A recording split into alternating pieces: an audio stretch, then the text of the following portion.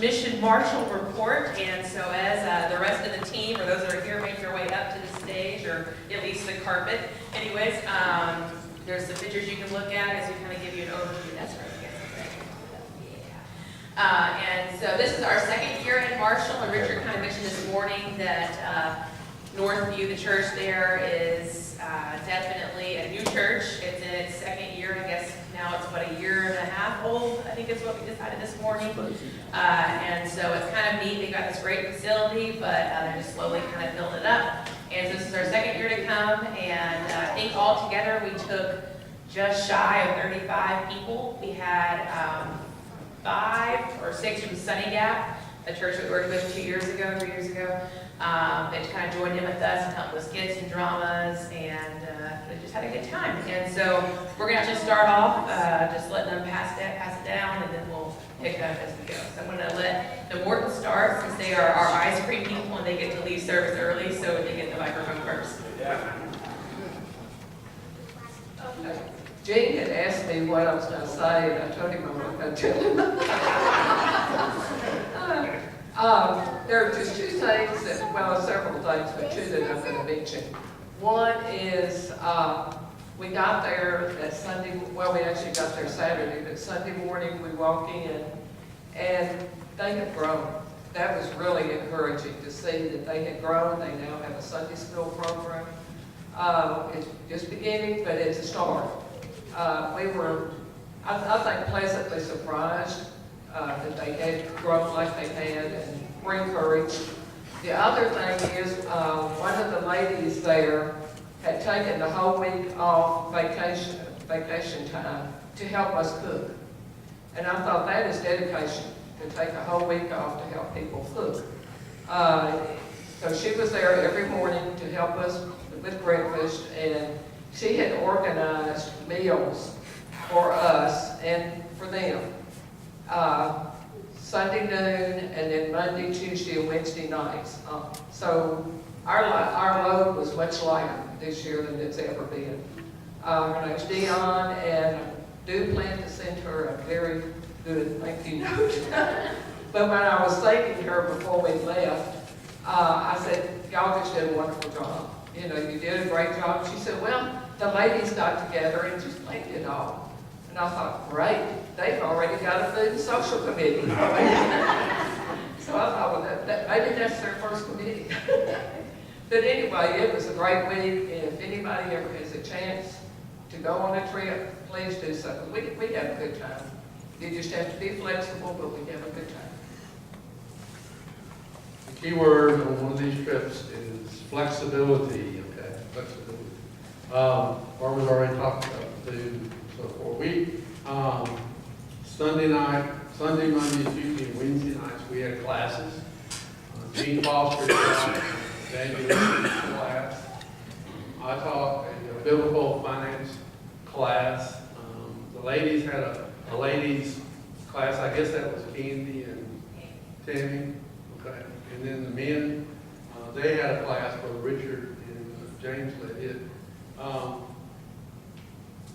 They talked about different things in the men's class, as I understand, but they had some demonstrations on how to use a sling. I'm not talking about a slingshot. I'm talking about a David and Goliath sling. And James had gotten some smooth stones and so forth, and I've got a picture of it. I guess I should have given it, put it up there in the slide. Those stones went through. One of the guys that knew how to do it, he was putting them through a 3/4 inch thick board jack. I mean, all the way through. 3 of them, and the 4th one stuck it in the board. That's like Goliath. Goliath had no chance. He really did not have a chance. You what? Deborah. Why are you that back there? Thank you, Barbara. Where's Tommy? Tommy's up there. All right. We'll let Deborah go next. But we had a wonderful time. Barbara said there was a great, the church is larger. They do have an adult Sunday school going on now, as well as the youth, and that was encouraging. Several of the folks that were in my class, the finance class, they want to do their own Dave Ramsey class, and I think that's going to happen also. So I'm excited about that. I want to hear more about that. But we had a great time. These youth, you should be proud. I'm proud of them, the way they did. You asked them to do anything, and they did it. No, they just did it. Okay, it was just great. They were wonderful. The part that I kind of helped with was the Vacation Bible School, was kind of leading the kids around and everything. And some of the kids, the idea was it was at the park and it was trying to reach not only their kids, it's in their church, but the other kids in the neighborhood. And there was one lady from Northview that picked up several kids. And one of them, well, all of them that she picked up, they needed the Lord. But at least with the Vacation Bible School, we talked about, God loves you, God created you, and God's always with you. And one of the little boys I remember, Wesley, he was the type that he ran around, he wanted attention. And when I was asking Dion about him, she knew the mother, and she was 20 years old, and this little boy was 6. And there was other siblings underneath him. And in fact, when Dion said that she went to go pick up Wesley, the 2-year-old was trying to crawl into the car with her. They're in that kind of a bad situation. The mother, drugs or whatever, father's been in prison.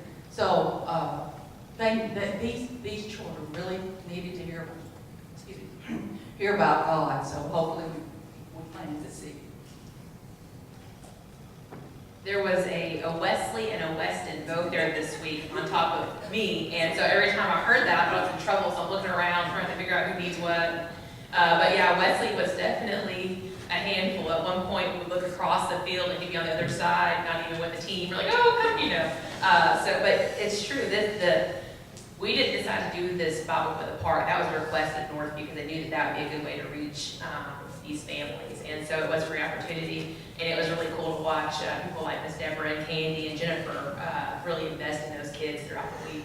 On top of the evening sessions with the adults, Travis did a biblical manhood and womanhood, type lessons with the youth there. And so I'm sure he'll talk about that later, but I want to make sure we didn't forget to mention it. So Connor, you ready? I think the biggest thing that stuck out to me this week was Travis gave me a drink of his peanut butter chocolate bacon malt. It was pretty good. It was a spiritual experience. That's what I was going to talk about. Me and Isael, Coy, Riley, Shelby, that's all. And some of the Sunny youth. We did worship every night. We did like 2 songs, and I had a blast doing that. I was a little nervous about how that was going to go the first night, but it went really, really well. But overall, it was a good week. So I don't like talking in front of people, so let's try to do this. I know this gets said every year, and I think it's something to really be reminded of every year, is that this trip, these mission trips are a great way to grow closer. Like every night we would just play games and stuff, and that may not seem like a lot to y'all, but it just helped us grow closer.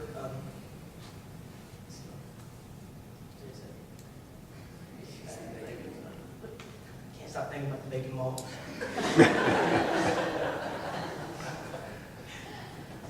But overall, I had a really good week. I don't like to talk in front of people either. We had a really good time. Of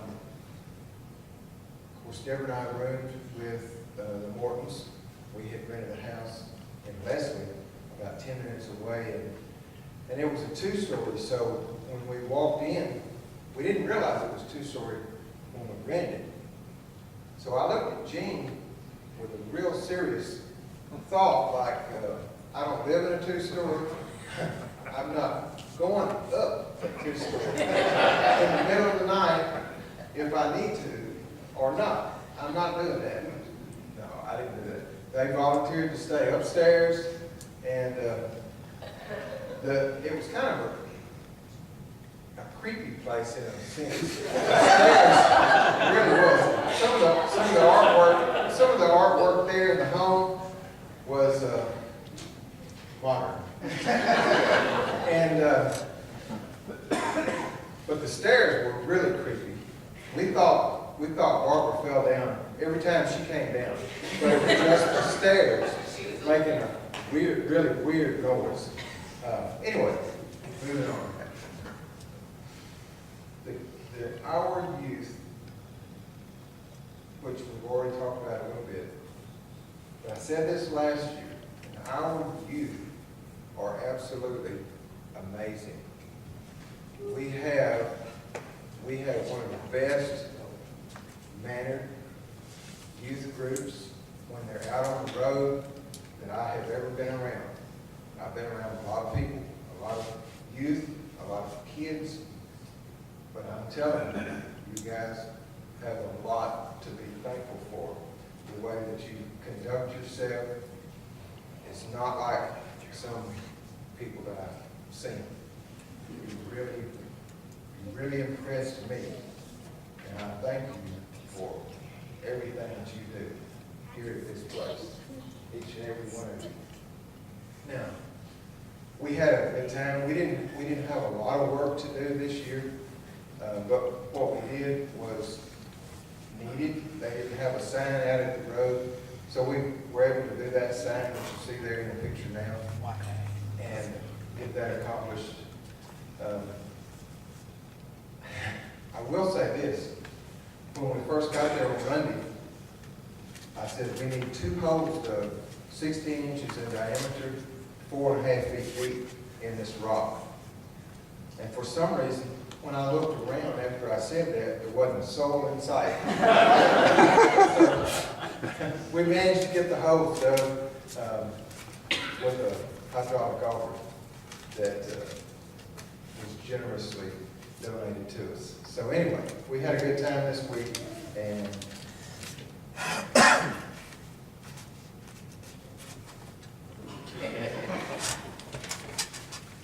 yeah, so yeah, they said that the place they stayed was creepy. Just to tell you about the place that all the guys stayed, it was called Margaret's Cottage. Just in case that makes you feel any better. Okay. So, yeah, I ran sound most of the week. I ran the words for the praise band, and then Coy and I ran sound during the VBS for the whole week. And we got there Monday, and we had an aux cord, and that one you could only hear the words coming through. It didn't have any music. So then Travis runs to Northview and gets another aux cord. Well, that one only plays music. So then we plug in a third one, and that one, hello, and that one played music, both of them, but it was really quiet. And so we turned it all the way up on the iPad and all the way up on the sound, and it wouldn't work. And then Wesley comes over there and says, maybe I'll need to turn it up on the iPad.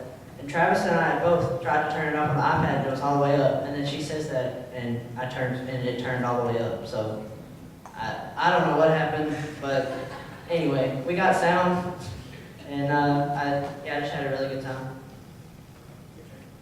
Okay, yay. Hello? Okay. I like to talk in front of people.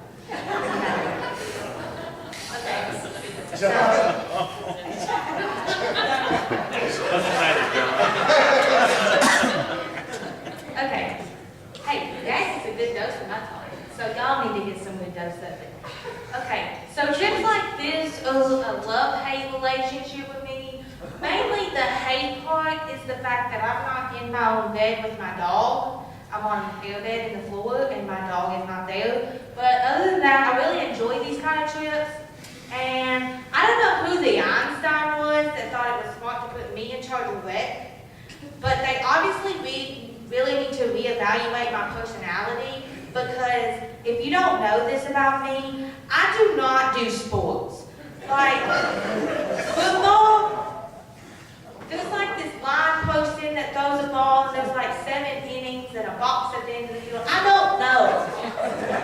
Okay, I just know that there's a bunch of people that look like they're about to die, and I'm staying away. And so, when I was told that I was put in charge of rec, and that I was put in charge with ESAL, which does sports, I was like, okay, this is gonna be easy. ESAL can take control, and I can just sit back and make sure no kids die or get loose. No, I was put in complete charge. I had to describe the games and everything. And I'm just standing there thinking, what is wrong with you people? So that was a new experience for me. Now, they talked about Wesley before, and this kid kind of really hit my heart. We were doing what's the thing called when you pass out the flyers? Yes, outreach, canvassing, whatever. We were handing out flyers. And we pulled up to his house, and you could tell that there was definitely something else going in that house besides the normal, typical family living. And Wesley got on the bus for, not that Wesley, little bitty Wesley, got on the bus for a minute. I don't even remember why, but I remember as soon as he walked past me, I smelled nothing but drugs.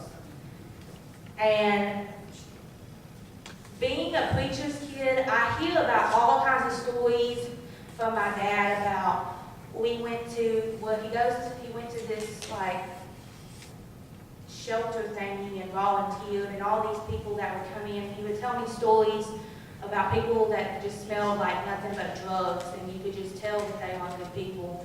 And it's one thing to hear the story, but it's totally a different thing to see the kid right in front of your face that did not ask for that, and is obviously not getting ministered to at all, and is living in pretty much one of the worst conditions for a 6-year-old. And I watched him throughout the week, and you could tell he was I don't know if I was the only one that noticed this, but I noticed he was a very neglected child. He would wander off a lot. I would be leading in some of the rec games and wouldn't even have his group over there. His group was across the pavilion, way across, on the other side of the park doing like snacks or something. Here would come Wesley to the games. So I noticed quickly that he was a very neglected child, and it was a real eye-opener to me because God has laid missions on my heart a lot, and it was like God was telling me, this is why I want you to go and minister. This is why I want you to go and help people, because there's people like this child that aren't getting ministered to. If it wasn't for that Bible club and for us going to their house and handing him a clock, he probably would have never known about Bible club. And he probably would have never had the opportunity to hear about the gospel. And so that was really touching. And then I have another touching story that doesn't make me cry as much, or like to almost cry, because I was fighting back tears for a minute. Okay, but anyway, there was this 7-year-old kid named Wyatt, and he had autism. And I worked the nursery for one night, and in that one night, it amazed me how much I quickly picked up on autism. Because this kid, he didn't realize he was at church. He thought he was being left in the nursery just because his parents didn't want him for a little while. And so when the woman that came in to drop him off, he wouldn't let her out of his sight. He would cling to her, like literally lean up against her like this, and would not let go of her. And when she finally would get him off, he would watch her constantly. If she got close to the door, Wyatt was literally on her tail, waiting, because he wanted to go out with her. He did not want to be left. I feel like I'm getting like soft. Okay. It's really distracting. I have the teacher back. Okay. Okay. Oh yeah, Wyatt. And so, and then she finally was able to sneak out, and he paced the entire room, and just he would pick up a toy and he'd play with it for a second, and then he'd throw it down and pace the room and find another toy. And he would have like these spasm things where he'd like kick his legs and like move really fast and kick his legs. I don't know how to describe it because I'm not autistic. But anyway, it was really touching to my heart because God was just trying to tell me, like, there's kids like this also that they don't comprehend the gospel, but you can at least show them love. You can at least show them God's love to allow them to witness it somehow. And so, yeah. And it was pretty awesome to get to know Sunny Gap. Hush, Mama. I got more to say. Okay. It was pretty cool to, hey, I only been talking for 5 minutes. Okay, it was pretty cool to get to know Sunny Gap. Like, I think it was Troy that was saying it. We did like these night games with all the youth, and it doesn't sound like much, but it is something big. I got to know 2 of the girls really well just through a 10-minute round of Mafia. So it really brought the youth together, and looking back now, I'm a lot closer to not only the girls at Sunny Gap, but I feel so much closer and comfortable around the guys, well, not just the guys, but everybody in our youth, that if I needed someone to talk to, I know I have someone to go to. So, yeah, you should totally go next year. It's lit. Well, I really love that you're back to me, because the thing that I really was kind of sketchy about was, okay, first of all, how in the world would someone drive up to you and start talking to you like craziness?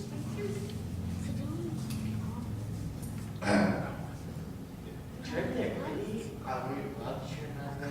It was really cool. Loved the kids. They were running around. Then we went to the Buffalo River. That was my favorite place to go to. And, so the food was really good. That was the best part ever. The food was really good though. But so when we did the skits, I was like, not gonna be. This is fun. I know I'm gonna do this. Okay, so we were doing the skits. It's supposed to be the very end. I'm like, I'm gonna die before or something. Actually, did die before. That was not very nice. Floor was hard as a rock. I know. And had a really great time. Well, we'll blame it on Crystal using these 5 minutes. We really did have a good time, and I know this has already been said about the youth. Our youth are fantastic. But as I recall, last year when we went, and we were talking about the way that our church likes to do ministry as far as, families and incorporating all of our different age groups in. And if I remember correctly, James was a little bit skeptical about that because he had a youth group come in before that wasn't pleasing. And so he was a little bit not sure. And so that just shows you how great they are, because we definitely got invited back for a second year. And so he was real pleased with the way that our youth conducted themselves. And as you guys know, when we go on these trips, even when we go back a second time to a location, it's always different. And there's always new things that come up. And we always have to remind ourselves on that first day, our middle name, everybody's middle name is flexibility. And this year, as you heard, we did an outdoor VBS away from location, which is always fraught with possibilities, both positive and negative. If we forget something, of course, it's not like Marshall's a really super big town, but it's not like you can send somebody to run upstairs and grab the extra scissors or whatever we might need. But everybody was super flexible. Like Crystal learned that you don't have to be athletic, you just have to know how to tell people what to do. Everybody got stretched a little bit and got used in new ways, different ways. And I'm just always very appreciative of those that show up, and they're just ready to jump in. The first day when we set up, nobody knew what was in my mind, but it was amazing how everyone just jumped in, and after that, we didn't have any trouble. I never did time us, but it seemed like that second day, it didn't even take us hardly any time at all to get set up and broken down. So it was lots of fun. It's always exciting to particularly watch the youth as they kind of grow. That first afternoon that we went out and did door to door, for some of them, that was the first time. And it was just, fun to watch them and listen to them as they're approaching people. And just, those are important skills to do a cold call at the door, even if you're just trying to pass out a flyer. It can be challenging. And we didn't have any Marion experiences or anything that I know of. No dog bites. We didn't bust in on any drug deals or anything like that. But we did have a really good time. And one thing that really impressed me just about the church there is, as y'all know, last year when we went, it was 6 months. They had just been going for about 6 months, and that's because of a church split. And the one thing that just really impressed me, in the evening time, some of the ladies got together and we just kind of talked about things that were on their heart. And it really impressed me, the great love that these women, and I'm sure that extends to their families and all the families in the church, just the love and concern that they have for one another and their struggles. And they're very committed to one another, and I feel like that they're very committed to their community. And so we really hope that this is going to help their church to grow. It was a good time. Okay, for the funny stuff, yes, I did have a milkshake. It was made out of chocolate, peanut butter, and bacon. And the Lord moved in my life in a mighty way through that. As I shared it with some of the other youth also. And then the last night, Tommy comes up to me and says, the cookie lady, who is an angel sent from heaven, is going to make bread pudding for the breakfast. But she's starting with glazed donuts as the bread. So I didn't sleep the whole night. I was so excited. I wasn't, it's already been said, but I was extremely proud of our youth. They were stretched. Everybody was stretched. Everybody needs to be flexible, but these are, especially the ones on the praise team, I mean, they're all really young. And not only did they have to put some songs together each night, but they added 2 more people from another church that they had never played or sang with, or 3 more people, sorry. And watching them do that in a humble way, in a loving way, focused on the ministry of it was really cool to see. And that's something, as I was back just doing technical stuff for them, I was able to watch them do that and see them maturing and using their gifts. It was really cool. They also got in and did some skits, and they were skits that they didn't know beforehand and had to learn. Of course, one of them, all they had to do was play fight, so that was very exciting. That's what Owen was talking about, but it was really neat to see them.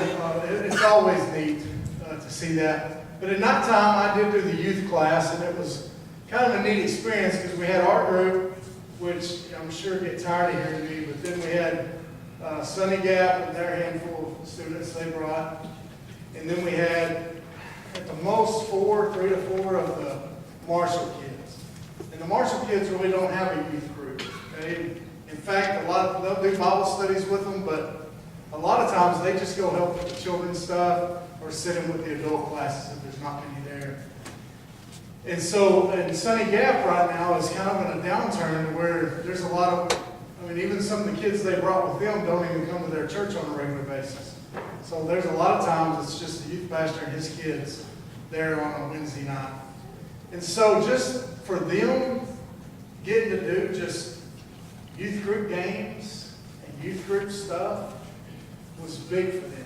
For Sunny Gap, it was a reminder of times when they did have a bigger youth group. For Marshall, they got to see and be a part of something that they could have some goals for something to go down the line and see how a youth group, because our kids were great examples of a youth group that got along well and had fun and did all that while serving the Lord. And it was just great to see them. Like Megan said, the setup, everybody, the youth did a great job. They just knew what needed to be done. After the first day, of course, you got to talk a little bit of that out, but the second day, it's just clockwork. And Tommy and John and Sonny and whoever else helped on the sign, that sign is impressive, y'all. It's really nice, and that's gonna help, because that's right on Highway 65. That's gonna help that church and people be able to see that sign where the turn-in is. That's something that we've been able to believe that it's going to be a huge difference. And so I'm just proud of our church to see the different age groups working together, serving together, and God just using us all. It's a great thing. So we had a great time. I know that we kind of brag on the youth, and they are the great. It's super impressive to watch them just hop in and work. But also, I don't want to minimize the adults. I think it's way harder for grown-ups to be flexible and optimistic and ready to roll than it is for youth to just hop in what they're told. And I'm just always super encouraged and impressed by the adults that go. They're willing to give up a week of their life just to go and serve, not just another church, but also their own church family, and invest in the students that we have go with us. I get a little extra special side of that just from growing up at Grace, being able to serve with like my old Sunday school teacher and my youth pastor, and so I mean there's just different layers to that are just really cool to be a part of and to experience. But also just to watch a whole family go and give up their week and serve together, not just grown-ups, but youth and children as well. It's just a really cool time, and it's always super encouraging. I will admit that I was a little doubtful at times before this week finally came, especially with the Bible Club. I was like, we only had like 20 kids come when we did it at the church last year. There's no way we're going to have a lot of kids show up out of the park in the middle of July. And at first, I wouldn't even know where this park is or if people go there. So I was very hesitant, very concerned about that. I'm just going to confess that on Monday, I walked into that thinking we would have 10 kids, and I was going to be happy with that. And we had 35. And so just a gentle reminder from the Lord to know that He's bigger than our own plans and expectations, and that we can trust Him. It really was a great week, and I'm always super encouraged by it, and I always encourage you guys to take part of that. But more than anything, I'm just thankful that as a church, we support missions and have a desire to send people and to train people and to spend time investing in that, because it's worthwhile for sure. So I think that's kind of a wrap up there, Brother Richard. Do you feel content with that? It's your turn. All right, we'll tag teams in. Yeah. Thank you, mission team. And we appreciate you and your work, Wesley. Good job.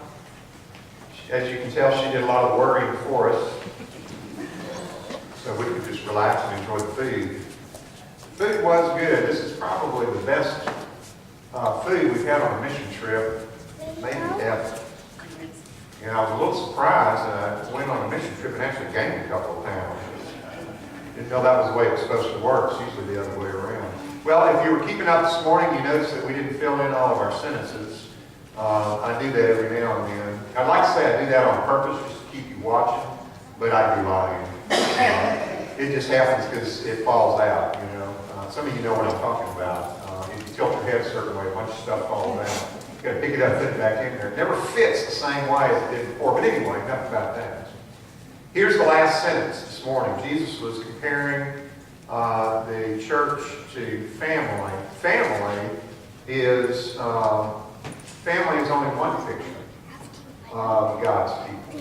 It's not going to come up there. So if you're obsessive compulsive and you've got to fill those things in, I know there's a couple people around here who are, because they always come and give me a hard time. You didn't do that last sentence. What is it? We talked about it, but we didn't fill the sentence in. Family is only one picture of God's people, but it is an important picture. But you know, family is kind of it's a double-edged sword. It was kind of risky, I think, for Jesus to compare the church to the family. So I don't know about you, but my family's complicated. You know, there's some good things about the family, but there's some not so good things about the family. My brother and I were typical brothers. We had a lot of fights when we were growing up, and had a lot of fights with my dad, and so forth. And so maybe you had one of those families that was less than perfect. And so when you hear Jesus begin to compare church to family, you think, uh-oh, this is not going to be good. And the fact is that in some ways, that's true. Now, I'm sure what Jesus meant when he talked about family is that, and we didn't talk about the specific practical applications this morning, but there's probably 3 words that are positive words that Jesus would agree are good for the comparison between the family and the church. If you can think of a positive word to compare God's people and family, what would it be? Support. That's one of the ones that I had, supportive. Definitely, I hope that you get some support sometime, somewhere from somebody in your family. Maybe not everybody, but I hope that there's somebody in your family to go to and get support from, and the same thing I hope is true here in your church family. So that would be a good one. What's another one? Love, absolutely. Encouragement was one of the other ones that I have written down. I hope there's somebody that encourages you to keep going when things are tough. What would be another one? Mentoring? Is that what? Nurturing, absolutely. That's a good word. I didn't have that one written down. It goes along with the other ones we're talking about. Nurturing. Just like a family has a genetic thing, we all have the Spirit. We do. We have the same spirit. We have some other things in common too, which is what this series is going to be about. What's one thing in family that is positive, but it may not feel very positive when it happens? Yeah, discipline is right. I wrote down the word accountability, but it's the same idea. We're all accountable to somebody. I know when we're teenagers, some of us, maybe not all teenagers, but some of us are trying to avoid accountability, and hopefully as we grow older and mature, we begin to realize that accountability and discipline doesn't always feel good, but it sure can help me out. I did not want my dad's accountability when I was 17, 18, 19 years old, but I needed it. I needed it. What's that? Yeah, you know, it's accountability everywhere. So it actually starts younger then, doesn't it? Are we accountable for one another in church? Yes. Better be. Okay, that scared me. The Bible says we are. In fact, that's where we find our accountability is in our church family. Some people would say that one of the reasons that the church in America is weak is because there's no discipline or accountability in the church. And one of the reasons that well, let me just ask you, why do you think, is that true? Is there no accountability and discipline in the church? Probably depends on what church you're in, Jack.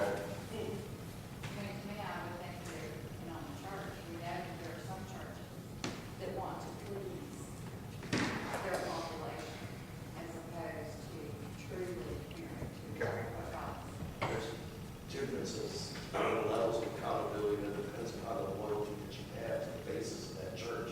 How far you take that accountability? It does. Yeah, you don't just hold the stranger accountable. Right. There has to be some trust built up for accountability to work, and that's a good point. But on the other side, there has to be a willingness to subject ourselves to that accountability. That's tough. And that's where in the American church it's hard because with just even in a town as small as Camden, if things get uncomfortable in one church, you can do what? You can switch churches every few years and you'd be good for a couple of lifetimes around here, as long as you're willing to switch denominations too. And there's some people that do that. You know, they'll stay in church until it gets uncomfortable, and then you switch churches. It's eventually going to get uncomfortable in the church somehow. You know, something is going to happen that you'll have to work yourself through, and you come to that point where you decide, am I going to stick it out or move on to a place where it's always easier in a new church. You know, when you visit a new church, everybody is so happy you're there. They don't ask you to do anything. They just want you to come and show up. But then you hang around for a while, and they start asking you to do stuff. And then it can get uncomfortable, and it's easier. Let's just go do that new part. Again, I like that new part. That honeymoon period is fun. But is there any growth in the honeymoon period? Not really. There's growth when we stick together and work out our differences in our relationships, build up the trust that's necessary for accountability to work. It's hard to hold a stranger accountable. That's one reason we do stuff together, so we can get to know one another, build up some trust, so that when there is some accountability needed, it can be taken, even though it can be painful. Why does church have to hurt? Because it does. I don't know about you, but I've been working in churches since I was in my late 20s, grew up in church. And when Karen and I went back into church in our late 20s and early 30s, we almost immediately became church workers. And we worked all the time. We were very, very busy. But we found out that church can be painful. What's that? Growing pains. It's nice to think of it. And sometimes it doesn't feel like there's any growth involved. Sometimes it feels like it's the opposite, that it's tearing you down. Well, that's only things against you. I mean, the whole world is got the greatest enemy there is. That's right. And the other piece is that it's a very first part, but it's not about you, it's about him. You must have read the text before we got started. The American churches right now, a lot of it is trying really, really hard to make church just a totally positive experience. I can't help but name names. You know, when you go to the Osteen kind of church, it's just all about feeling good, building you up. And there's nothing wrong with feeling good. I like to feel good too. I like to be built up. Those aren't bad things. But when we ignore the hard work that needs to be done, the accountability and the battle that's going on around us, then we have a problem because we've turned the church into something that it really isn't or wasn't intended to be, not according to the New Testament. So the question in this series that we're starting tonight, and we're not going to get much further tonight because it's almost time to go eat ice cream. Okay? But at least you'll know where we're going when we come back next Sunday night. Why does church hurt? Why does it have to hurt? Why can't it just be a positive experience all the time? And our text is going to be from 1 Corinthians. Let's at least open our Bibles and read a little Bible, and then we'll say amen and pray and go fellowship. And you can start studying these verses. The last couple of Sunday nights that I was here, we looked at the Vacation Bible School text and the verses after it that are related to it. First in Colossians chapter 1, verses 15 through 23. Fantastic passage of Scripture. Very high Christology, elevating Jesus, revealing to us the fact that Jesus is not just our Savior, that He's the maker of the world, the maker of the heavens and the earth. He's not just our Savior, that He died to redeem all of creation. Huge ideas in here. As I said, the theologians would call it high Christology. And Paul moves from there into the practical application of living in the church of this Jesus Christ in this world that is against Christ, and then sparks begin to fly almost immediately, just like Paul was talking about. But look at verse 24. This is Paul writing to a church. A couple of things about this we need to know as we read it. Number one, Paul did not plant this church. He's writing to a church that is a stranger to him. By the way, Romans is the same way. That's not a church that he planted or knew. He may have known some individuals in it, but he didn't know the church. And that in itself is fascinating to ponder as you read the letter, because usually these letters are to churches that he had a very close personal relationship with, because he had planted the church and he had spent time there, sometimes multiple times. So number one, this is not a church that Paul planted. And number two, does anybody know where Paul is writing from when he writes the book of Colossians? Rome. It may have been Rome, but what kind of facility was he in? He was in prisons, yeah. Probably was Rome, John. Some people make the case for Ephesus, but the case for Rome is stronger. It doesn't tell us directly. But it's interesting to keep in mind as we read this letter that here's a man who is in prison for his testimony as he's writing. And so he says here in verse 24, chapter 1, verse 24, "Now I rejoice in the things suffered for you all." Now that's a literal rendering, and so it raises the question, who is doing the suffering here? And the answer becomes clear as he goes on, that Paul is talking about his own suffering. That he has suffered for the church. And he says, "I rejoice in the things that I suffered for you." And then he makes an amazing statement here, a statement that has grabbed my attention years ago and has kept my attention. And I look forward to talking about this statement with you starting next Sunday night. Look what he says. "And I fill up the things lacking in the tribulations of Christ in my flesh for his body, which is the church." Notice one word. The way that I read it was, "I fill up the things lacking of the tribulations of Christ." The word there is phlipsis, and it's a little bit of an unusual word. It's kind of a technical word in the New Testament that has to do with tribulations. It's a particular kind of suffering. And that's important, because when we first read this, the question that springs to mind immediately is, lacking in the suffering of Jesus? What does your translation say? The what of Jesus? Afflictions? Anybody have something different? No, all afflictions. That's a perfectly good English word for phlipsis, because it means afflictions. But when we look at the original, we see that kind of an unusual word is used here that helps us answer the question, what in the world is missing from the suffering of Jesus? Because when Jesus was on the cross, one of the last things he said was what? "It is finished." Tetelestai. It's finished. It's done. And Paul would certainly not disagree with that his suffering was all that was needed for us. So immediately we're faced with two questions here. Number one, how can somebody rejoice in suffering? And number two, what in the world is lacking in the afflictions of Jesus Christ? So let me introduce those two questions to you and send you away to read this passage, meditate on it, pray about it, and let's come back together next Sunday night and we'll pick it up right here and begin to answer those questions and look at the rest of this chapter. Appreciate you being here tonight. Let's pray, we'll sing a song, and then we'll go back and fellowship. Father in heaven, we thank you for the afflictions, the tribulations of Christ, from which we benefit.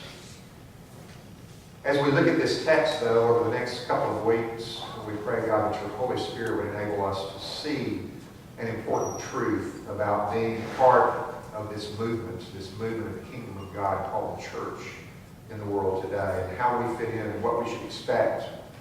And Father, we want to be authentic Christians. We don't want to just play a game. We want to know what it really means to be a follower of Jesus. And I pray, God, that you would reveal just a little bit more about that to us as we look at this text.